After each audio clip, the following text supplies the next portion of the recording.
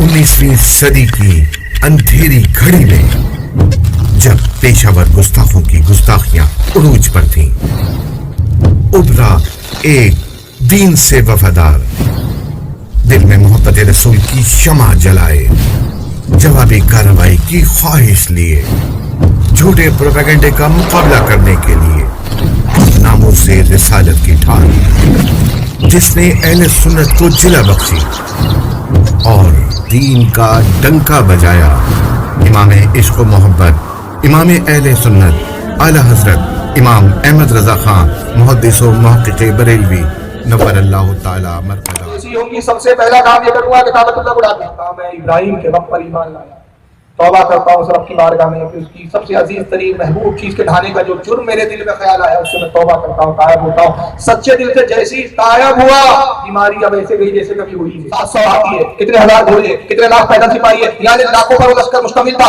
وہ پورے اس علاقے میں جو علماء نے نشاندہی کی کہ یہ محمد صلی اللہ علیہ وسلم کا اس وقت کا یہ پورا شہر آباد ہوگا، یہ علاقہ ہوگا، اس کی گردش کرتے تھے اور محمد کی آمد مرحبا، محمد کی آمد مرحبا۔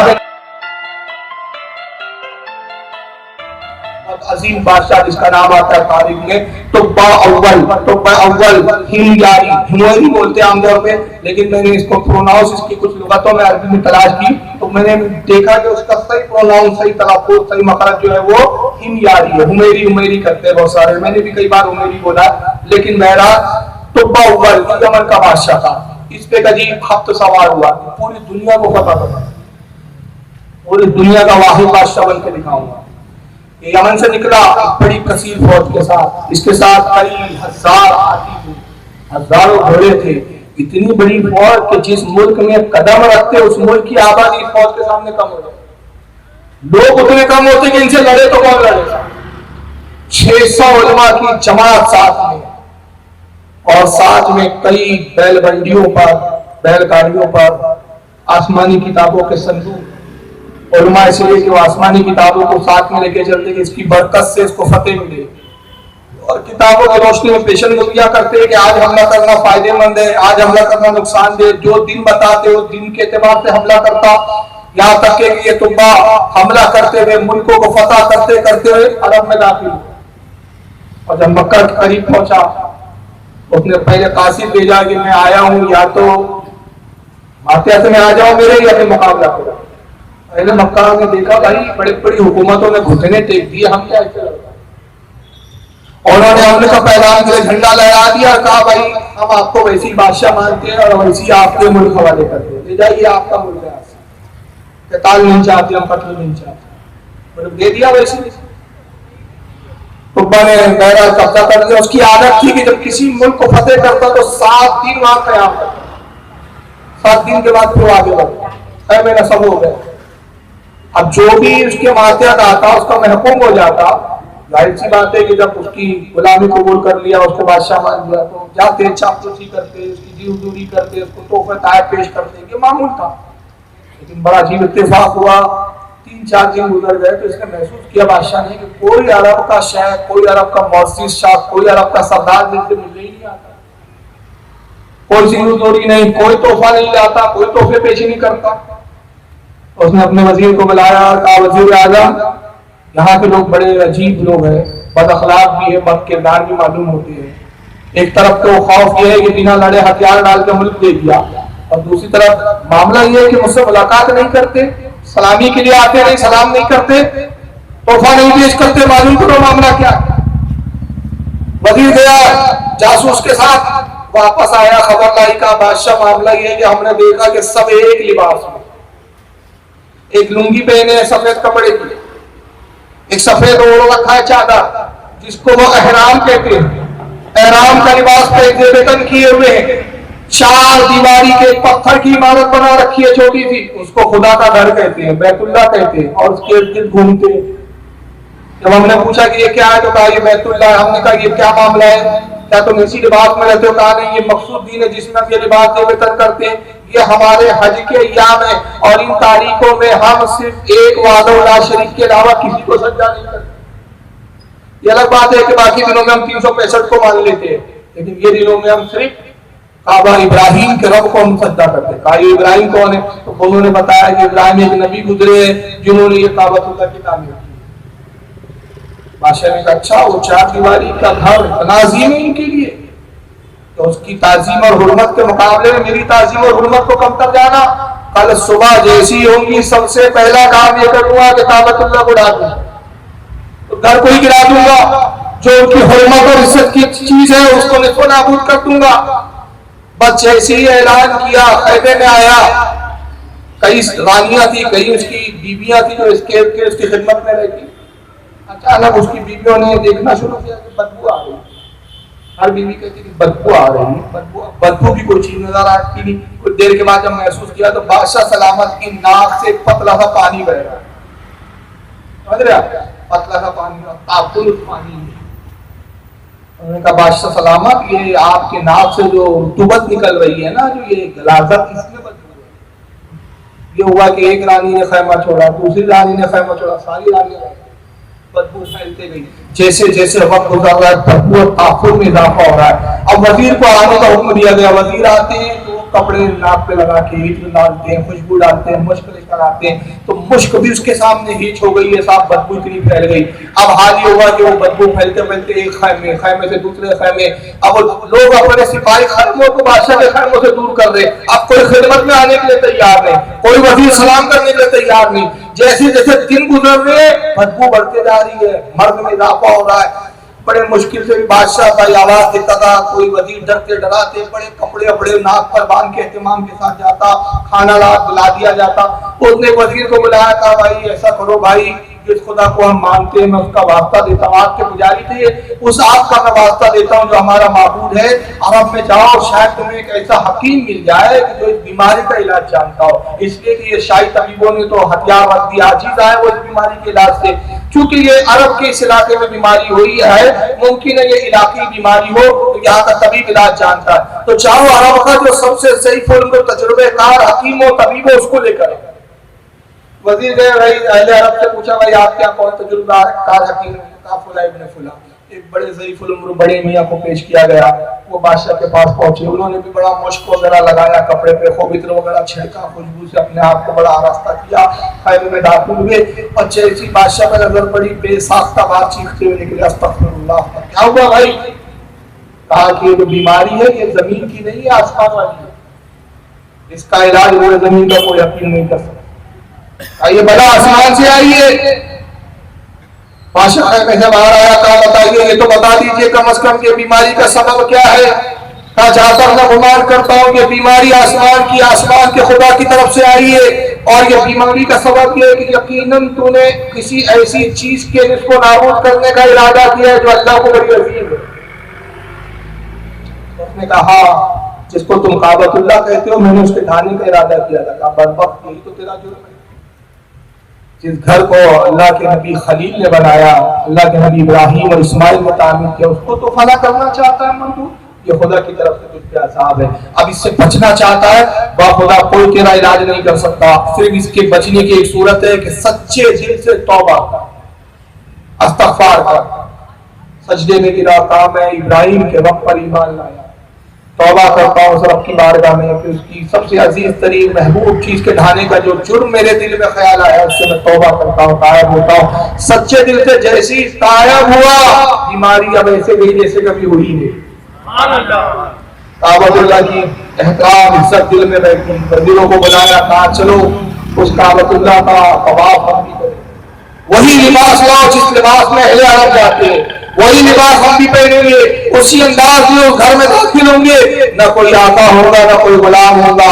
ایک ہی صف میں کھڑے ہو گئے محمود و آیات. نہ کوئی بندہ رہا نہ کوئی بندہ نواز. کعبۃ اللہ میں داخل ہوا طواف کیا بوسے دیے حجر اسود کو بڑے احترام کے ساتھ وہاں سجدے کیے اللہ کی بارگاہ میں. پھر کونے میں بیٹھا سوچ رہا ہے. وزیروں کو بلایا کہا ایک بات ذہن میں آئی ہے مشورہ چاہتا ہوں. حضور بتائیے آقا کیا بات آئی ہے. میں دیکھتا ہوں اہل عرب کے بھی گھر کی طرح ہے. اللہ کا گھر بھی دیواروں کی طرح دیواروں سے بنا ہے.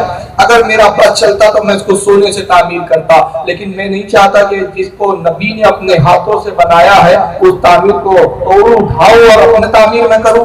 لیکن کچھ تو اس کو تبدیلی ہونی چاہیے. تو میرے دل میں خیال آیا کیوں نہ اللہ کے گھر اور بندوں کے گھر میں امتیاز کی ایک ایسی صورت پیدا کر دوں کہ اللہ کا گھر ممتاز ہو جائے اور وہ یہ ہے کہ میں اس کو غلاف پہنا دوں.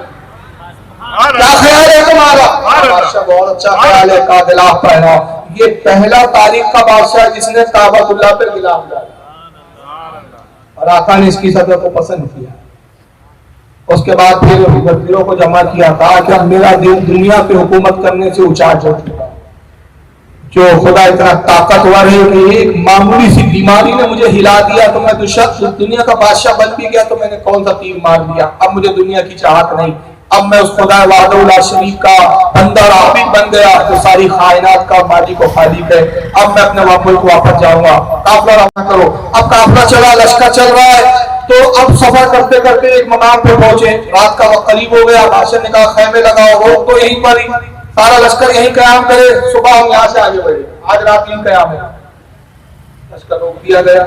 اور رات کا وقت بادشاہ سلامت اپنے خیمے میں تبا ہمیریہ بہرحال وہ خیمے میں. اس کے بعد یہ ہوا کہ رات کی آدھی رات کے نصف کے قریب نیند نہیں آ رہی ہے, نیند اچاٹ ہو چکی ہے, سونے کی کوشش کرتا ہے, نیند نہیں آتی ہے. خیمے سے باہر نکلا, چلو کچھ چہر قدمی کروں, تو کچھ دور دیکھا کہ 600 علماء کی جماعت جو ساتھ میں چلتی تھی, ان کے خیمے ایک جگہ ایک ساتھ لگائے جاتے تھے, 600 علماء کے خیمے لگتے تھے. وہ سارے خیموں میں مشالیں جل رہی ہے, اور خیموں کے سامنے جو ایک میدان ہے وہاں پر سارے علماء 600 کے 600 بیٹھے ہوئے جاگ رہے ہیں. کتابوں کی صندوقیں کھلی ہوئی ہے, کتابیں سامنے کھلی رکھی ہے. بادشاہ نے منظر دیکھا, بڑا حیرت زدہ ہوا. پہنچا جیسی وہ علماء نے بادشاہ کو دیکھا, سب ادب سے تعظیم سے کھڑے ہو گئے. حضور آپ جاگ رہے؟ کہا وہ چھوڑو, میرا جاگنا تو خیر ایک غیر معمولی بات نہیں ہے. یہ بتاؤ آپ کے سارے 600 علماء کیوں جاگ رہے ہیں, مشالے کیوں روشن ہے, اور یہ ہاتھ کیا, یہ کتابیں کیوں بکھری ہوئی ہے, صندوق کیوں کھلے ہوئے؟ علماء نے کہا بیٹھیے, بہت اچھے موقع پہ آپ آئے بادشاہ سلامت. جیسے ہی ہم اس سرزمین پر آئے ہم نے ایک عجیب قسم کی خوشبو محسوس کی, ہم نے زمین میں خوشبو محسوس کی. پھر ہم آپس میں ایک دوسرے سے کہتے تھے کیا وہ خوشبو تم بھی محسوس کر رہے ہو جو میں محسوس کر رہا ہوں؟ جب ہم اس بات پر متفق ہو گئے کہ ہاں اس زمین میں ایک بڑی عجیب قسم کی بہترین خوشبو ہے, تو ہم نے کہا اس زمین کے بارے میں ذرا دیکھیں ہماری کتابیں کیا کہتی ہے. تو ہم نے صندوقوں کو کھولا اور پھر گفتگو شروع ہوئی. ہم میں سے جس کو جتنی معلومات کتابوں کے بارے میں تھی, ہم آسمانی کتابوں میں اس زمین کے بارے میں جو ذکر ملا ہم ڈھونڈتے رہے, یہاں تک کہ اب ہم کتابوں کے نتائج دلائل کی روشنی میں ایک نتیجے پر پہنچ گئے, اور نتیجہ یہ کہ ہم نے جان لیا کہ وہ زمین یہ ہے کہ آخری نبی محمد صلی اللہ علیہ وسلم مبعوث ہونے والے ہیں. مکہ میں وہ جو کعبۃ اللہ جہاں ہم نے طواف کیا وہاں پیدا ہوں گے, مگر 13 سال کے بعد اعلان نبوت کے 13 سال کے بعد انہی کی قوم انہیں اپنے وطن سے نکلنے پہ مجبور کرے گی. اس زمین پر وہ تشریف لائیں گے اور یہی ان کی آخری آرام گاہ. سبحان اللہ. چونکہ یہ زمین ان کی آخری آرام گاہ ہے, اس لیے اللہ نے زمین میں ابتدا سے ہی خوشبو پر اور اس کو معطر کیا. سبحان اللہ, سبحان اللہ. تو باول حمیریہ کہنے لگا بتاؤ اس نبی کے اوصاف کیا ہے, کس نبی کا ذکر کر رہے ہو, کون سا نبی ہے جو آنے والا ہے؟ اور حضور وہ جب آئیں گے تو دروازے نبوت بند ہو جائیں گا, وہ آخری نبی ہوں گے. ان کی شان ہوگی کہ ان کے چہرے کی روشنی خوابناکی کا عالم ایسا ہوگا جیسے ہزاروں سورج ان کے چہرے میں گردش کر رہے ہو. ان کی روشنی آنکھوں کی بینائی کا عالم یہ ہوگا کہ چلیں گے زمین پر مگر جنت کے منظروں کو ملاحظہ کریں گے. ان کے اوصاف یہ ہوں گے کہ وہ اتنی میٹھا اور مٹھاس میں گفتگو کریں گے کہ جو ان کی گفتگو ایک بار سن لیں گا انہی کا ہو جائے گا. ان کی پشت پہ اللہ تعالیٰ مہر نبوت بھی پیدا فرمائے گا. جو ان کے نبی ہونے کی دلیل ہوں گی ان کی حسن کا یہ عالم ہوگا. اور جب حسن سراپا مصطفیٰ انہوں نے بیان کرنا شروع کیا تو روتا تھا خدا کی قدر ایسا محبوب نبی, ایسا عظیم نبی. اچھا علماء کی جماعت یہ بھی تو بتا دو وہ نبی مبعوث کب ہونے والے ہیں, کب تشریف لانے والے ہیں؟ افسوس ہم اس نبی کو نہیں دیکھ پائیں گے. ہم نے کتابوں میں تلاش کیا تو ہم خیال کرتے ہیں کہ ہمارے انتقال کے 600 سال کے بعد آئے, اس وقت تک ہم شاید زندہ نہ رہتے. کاش ہم اس نبی کو پاتے. تم نے اس نبی کا ذکر کر کے میرے دل کو خوش اور ٹھنڈا کر دیا. لاؤ ایک قلم, لاؤ ہرن کی جھلی کا وہ ایک ورق جس پر میں کوئی تحریر کرنا چاہتا ہوں. بادشاہ کی خدمت میں پیش کیا گیا. اول حمیریہ کیا لکھتا ہے, تحریر کا انداز سنیں. لکھتا ہے بسم اللہ الرحمن الرحیم, شہنشاہ یمن طبہ کی جانب سے آخری نبی محمد رسول اللہ ابن عبداللہ صلی اللہ علیہ وسلم کی جانب, اے میرے آقا میں نے آپ کے اوصاف کو اپنے علماء کی زبان میں سنا, آپ کی آمد سے باخبر ہوا، آپ کے اوصاف کو جان کر دل و جان سے آپ سے مجھے محبت ہوئی، لیکن مجھے پتا چلا کہ شاید میں آپ کا زمانہ نہ پا سکوں، اے کاش میں آپ کا زمانہ پاتا، لیکن چونکہ میری قسمت میں آپ کا زمانہ اور آپ کی ملاقات نہیں، میں غائبانہ آپ پر ایمان لاتا ہوں۔ اب یہ تحریر کا حصہ سنیے، خدا کی قسم اس کے عشق پر آپ جھوم اٹھیں گے۔ اللہ کے نبی، جب قیامت کا وقت ہو اور مجھ گناہگار کی شفاعت کا اذن کے لیے میں حاضر ہوں تو مجھے فراموش نہ کیجیے گا، میں گناہگار کی بھی شفاعت کی۔ دیکھیں 600 سال پہلے بھی وہ نبی کی شفاعت سے جنت میں جانے کی بات کر رہے ہیں، یہ کون سے بدبخت ہیں 1400 سال کے بعد بولتے نبی کچھ نہیں کر سکتے، اپنی بیٹی فاطمہ کو نہیں بچا سکتے، جو منوس کی نمازیں بچائیں گی۔ اندازہ لگائیے کتنے باطل عقیدے اور دعوے ہیں کہ ہم حق پر ہیں۔ کہا کہ اے کاش وہ نبی کی آمد کو میں پاتا، اب یہ جملے سنیے، میں اس نبی کی آمد کو پاتا، اس نبی کی آمد کو دیکھتا تو میں جشن مناتا،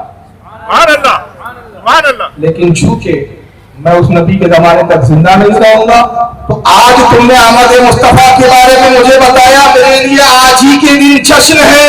اعلان کرتا ہوں کہ کل ایک جلوس نکالا جائے اور اس نبی کی عظمت کے ترانے گائے جائے۔ جلوس نکلا، امام قسطلانی رحمۃ اللہ علیہ المحب الدنیا میں فرماتے ہیں نبی کی آمد کا سب سے پہلا ایسا شاندار جلوس جس میں 7000 ہاتھی تھے، پیدل فوج بھی لکھی انہوں نے، مجھے پوری تعداد ایکسٹ یاد نہیں، المحب الدنیا میں پوری تعداد انہوں نے بیان کی، 700 ہاتھی ہے، کتنے ہزار گھوڑے، کتنے لاکھ پیدل سپاہی ہے، یعنی لاکھوں پر وہ لشکر مشتمل تھا۔ وہ پورے اس علاقے میں جو علماء نے نشاندہی کی کہ یہ محمد صلی اللہ علیہ وسلم کا اس وقت کا یہ پورا شہر آباد ہوگا، یہ علاقہ ہوگا، اس کی گردش کرتے تھے اور محمد کی آمد مرحبا، محمد کی آمد مرحبا کے نعرے لگاتے تھے۔ اور جب جلوس اپنے اختتام پر پہنچا تو اس نے کہا کہ یہ تحریر کو چاندی کے صندوق میں بند کر دیا جائے، اس پہ مہر لگا دی جائے، اور اے علماء کی جماعت اب میں تو چلا یمن، مگر تمہیں حکم دیتا ہوں کہ اب یہی قیام کرو، تمہارے لیے گھروں کو تعمیر کیا جائے۔ اس نے گھروں کو تعمیر کروایا، سارے علماء کے لیے ایک کمرے ایک منزلہ مکان بنائے، مگر اس علماء کی جماعت کے وہ سب سے بڑے شوقین تھے، سب سے بڑے عالم تھے، سب سے بڑے علامہ تھے، ان کے لیے 2 منزلہ مکان بنایا، 2 فلور کا بڑا مکان بنایا، خط ان کے حوالے کیا۔ حضور میں آپ کو وصیت کرتا ہوں کہ آپ یہ خط نسل در نسل وصیت کے طور پر اپنی ہر نسل میں منتقل کرتے جائیں، اور میں اللہ سے امید اور گمان کرتا ہوں کہ وہ نبی جب ہجرت کر کے آئے تو اسی گھر میں قیام فرمائے، اور جب حضور آ جائے تو یہ خط حضور تک پہنچا دیا۔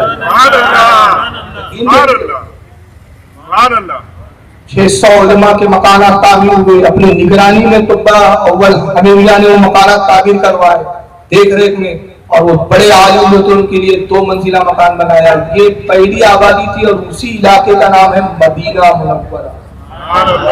وہ لوگ یعنی مدینے کی بنیاد وہ ہے، دنیا میں بڑے شہر آباد ہوئے صاحب، آپ کا بمبئی بھی آباد ہوا ہے، مہاراشٹر بھی آباد ہوا، دلی بھی آباد ہوا، لیکن مکس آبادی ہے، مختلف مذاہب کی آبادی ہے، لیکن خدا کی قسم روئے زمین پر مدینہ کو وہ عظمت ہے جس کو 600 علماء نے آباد کیا، اس کی بنیاد علماء سے ڈلی ہے۔ کیا عظمت ہے مصطفیٰ صلی اللہ علیہ وسلم کے شہر کی، مدینے کی کیا عظمت کہنا۔